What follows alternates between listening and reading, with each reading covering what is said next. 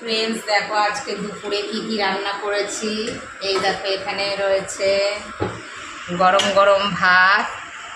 হাত দিয়ে আমি ভাত বেড়ে নিচ্ছি, তোমরা কিছু মনে করো না।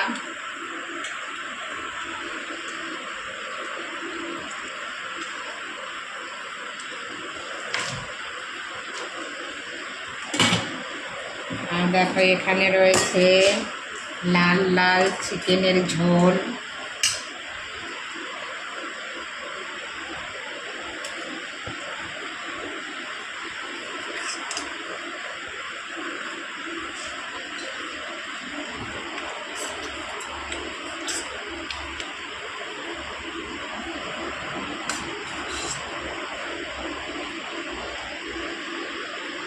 সঙ্গে একটু শসা নিয়ে নিলাম।